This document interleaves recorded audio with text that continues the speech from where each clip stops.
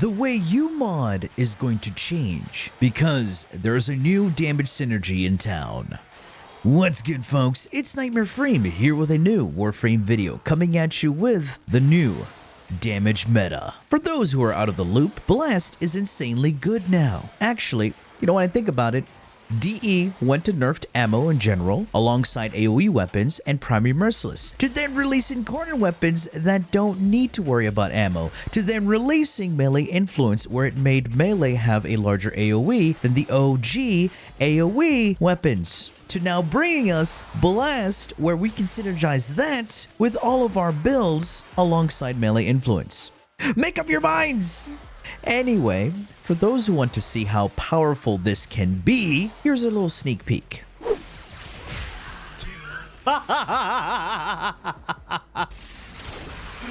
Oh my god, the damage! This is Blast with melees and melee influence. I'll save this for the second part of the video. Oh yeah, there's gonna be more. Blast has changed where it will explode with a delayed detonation, dealing a portion of the base damage, and at 10 stacks, the explosion is forced to end early and will accumulate all of the damage into one massive explosion in a 5-meter radius, triggering a chain reaction with nearby enemies, as this explosion is also triggered when enemies die with the Blast status effect.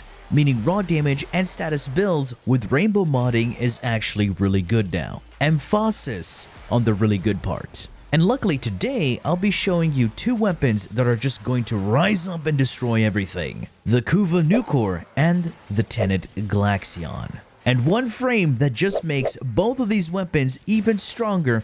Actually, let me rephrase that. Every single update, this one frame keeps on getting new toys to make her stronger, and in turn makes the new weapons she uses even stronger. You can't keep getting away with it!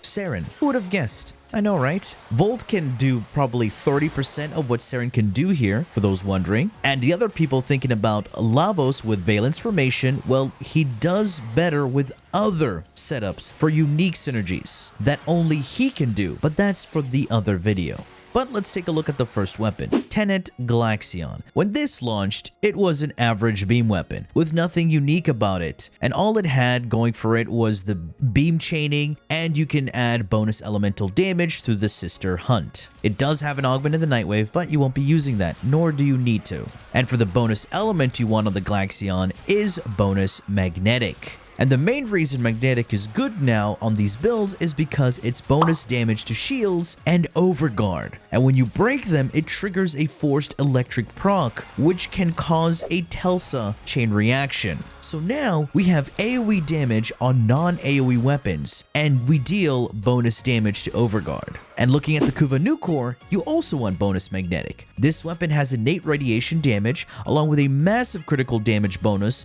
Alongside that, it's also a beam with pretty high status chance. Let's not forget, running Saryn, we have access to Venom Dose. This is her first ability augment that grants her a corrosive elemental damage bonus on her weapons without modding for it. On both weapons, I can have Corrosive Blast Magnetic. However, on the Nukor, I can have Corrosive Blast Magnetic and Electric. Of course, it also has radiation. However, let's not forget about one other thing. Her Toxic Lash, which imbues your weapons with a Toxin Elemental damage that does not combine with any of your modded elements. And that's triggered alongside with every other shot as a separate instance of damage, which can triple dip when paired with a faction damage mod or Roar, and scales off of your weapon's damage and elemental damage modded on your weapon. And Venom Dose counts as an elemental mod on your weapon, further boosting Toxic Lash. Another broken thing is that Toxic Lash is able to taxi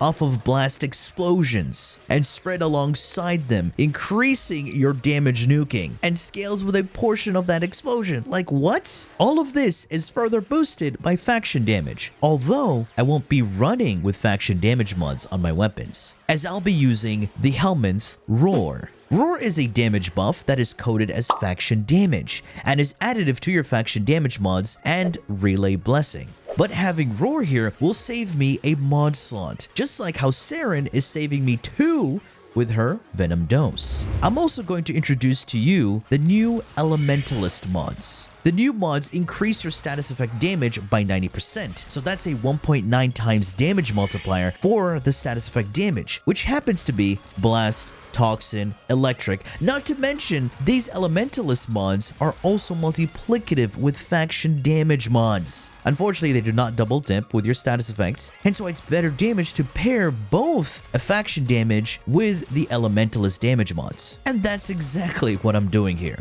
But this is not all the synergy with Kuva Nukor. Let me introduce to you a unique arcane that you probably won't see many people talk about or even use, where you can raise your status effect damage to another level, especially paired with Roar on Saryn. Cascadia Empowered, literally empowering your status effect damage, where it creates an extra instance of damage when you proc a status effect. So when you're effectively triggering multiple status effects in quick succession, you're applying additional instances to those applied damage types. And this damage synergizes really well with Saryn's Toxic Lash.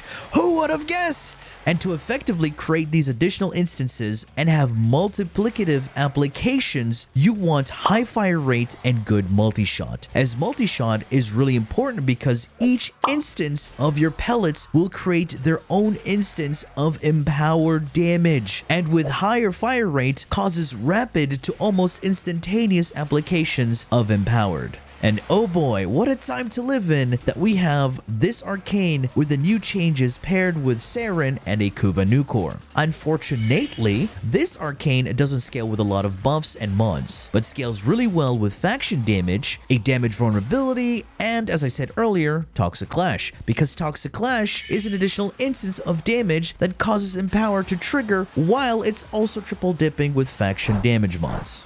And now for your primary, the Tenet Glaxion, we're going to be using Primary Blight. This is a straightforward buff. Grants you multi-shot and crit damage when you deal toxin damage with your weapon. Not abilities, with your weapon. And yes, Toxic Lash is an ability and functions as weapon damage as it coats your weapons with toxin damage.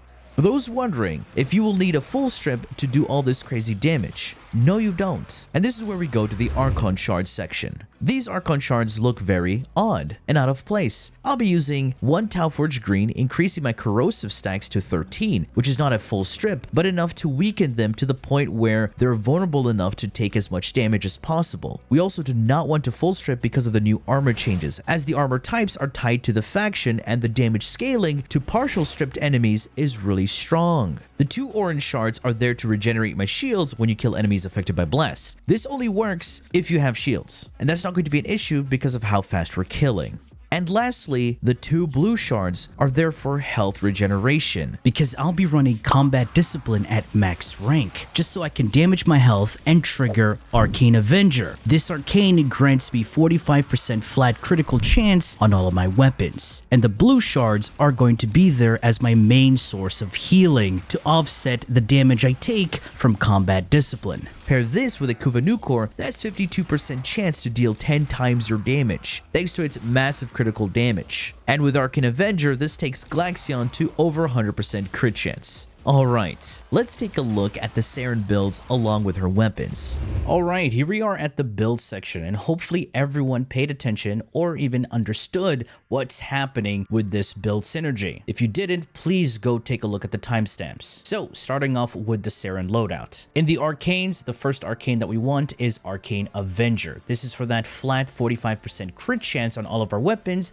when we take damage, and we're going to be easily triggering this arcane with an aura mod. But first, the second arcane. Now, the second arcane is a flex because it's dependent on what weapon you're using. If you're going to be using the Glaxion, you're going to be using Arcane Acceleration. That increases your fire rate by 90% when you crit. Very beneficial, especially on beam weapons. And for the Kuva Nukor, you have 2 options. First option is that if you're running Anemic Agility on your Nukor, if you're doing that, I highly recommend using Arcane Pistolier. This gives you ammo efficiency when you get a headshot kill. This is a direct headshot kill and not with damage over time status effects. So when this does trigger, you're going to notice you're going to have a lot of uptime on your damage. However, if you don't want to rely on this arcane and you don't have it, the next best thing is Velocity. This increases your fire rate. just like Arcane Acceleration. This means you can replace that anemic agility with a reload speed mod and use this instead. But then again, secondary weapons have so many options in increasing their fire rate. Now that you know what arcanes we're using, let's take a look at the modding.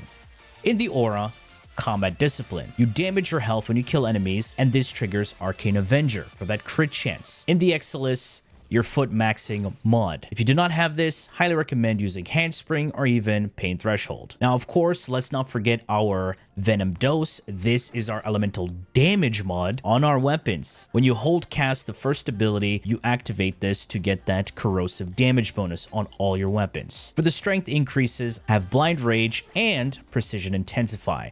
Blind Rage gives you 99% strength, which affects all your abilities, but Precision Intensify only affects your 4th ability and grants you a 90% strength increase, which greatly boosts the potency of Roar, and that's going to be very crucial for this build. And you may have noticed I do have negative efficiency. Do not worry about that, because this loadout is all about maintaining your buffs for a longer duration, so you don't have to recast things all the time. And speaking of duration, we're going to be boosting that up with Narrow-Minded and Primed Continuity, bringing Roar to 76 seconds, Toxic Lash to 114 seconds, and your Venom Dose to 100 seconds. So you're not going to be recasting your abilities as much. It's buff once, kill, kill, kill. Now for survivability, I will be running Primed Redirection and Adaptation. So we have a large pool of shields, and this will be replenished thanks to those Archon Shards and our Sentinel. And Adaptation reduces the damage we take to our shields. Now the final mod here can be whatever you want. You can run Equilibrium, Prime Flow, Energy Nexus, anything just to help you get additional energy so you can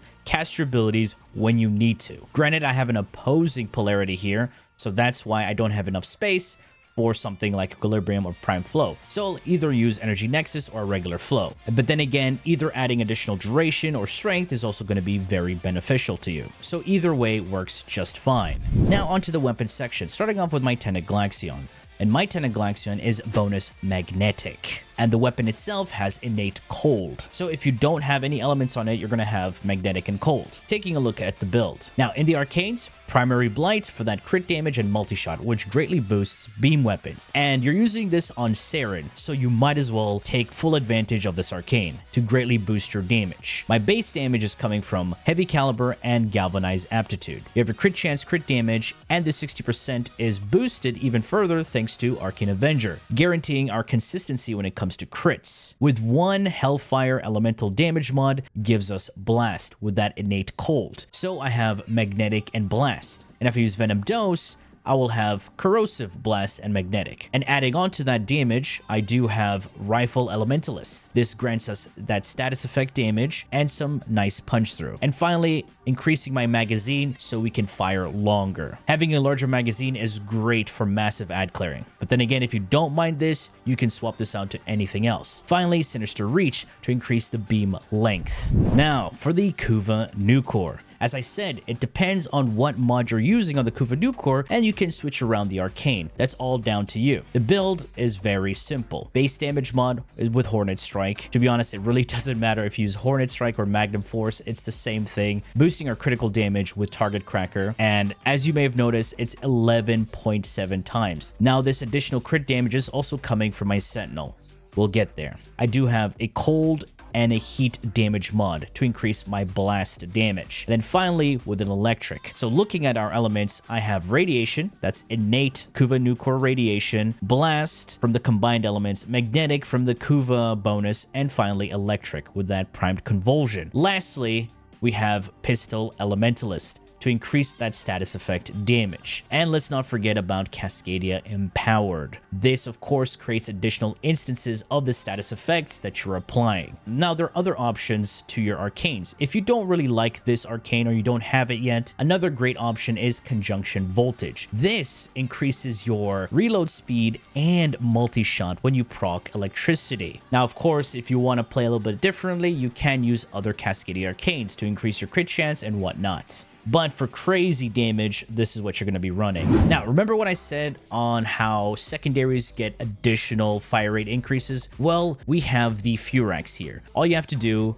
is use the Amalgam Furax body count, and this grants you 45% additional fire rates on your secondary weapons. Not to mention, we can also go to our companion. And my companion here is the Worm Prime. Simple loadout with Guardian. This boosts our shields whenever they break. You have Negate whenever you get a status effect. It cleanses it. And plus you have Saryn's second ability for some additional cleansing. Medi-Ray for some additional healing, paired well with those two Tauforge blues. So both of these things can offset that crazy damage that we're going to be taking when we use Combat Discipline. Reinforced Bond is how we get some additional fire rate on all of our weapons. This is 60% fire rate when our companion has 1,200 shields. And look at that, 2,100 shields on the Worm Prime. And Tenacious Bond here increases our critical damage on all of our weapons if our companion has over 50% crit chance, and that's easily done with a Volcox or a Volclock. And what you need to use is a simple critical delay, clearly over 50%. And for the focus school, I'm running Mad-Rai. It gives us casting speed and some additional strength. We're gonna be using Sling Strength every 70 seconds. We're gonna get that strength increase and snapshotting that strength increase onto our abilities to further boost Roar, Toxic Lash, and Venom Dose. And when we go back into our Warframe, we get faster casting speed, so we can use those abilities a lot faster. So always improving your animation, so there's little to no downtime. Alright folks, this is the Saryn and Blast meta with the Tenet Glaxion and the Kuva Nukor. Trust me, there is more to come, especially when I showcase the melee influence with Blast synergy. And oh my god, there's so many things that you can do with Blast and melee influence. So stay tuned for that. Anyway folks, that has been it for me. I do hope you've enjoyed this video and learned something from it. If you did, please feel free to leave a like, share, and subscribe for more Warframe content, streams, and so much more. Do refer to the description. Thanks for watching, and as always, a peace. Bye-bye now.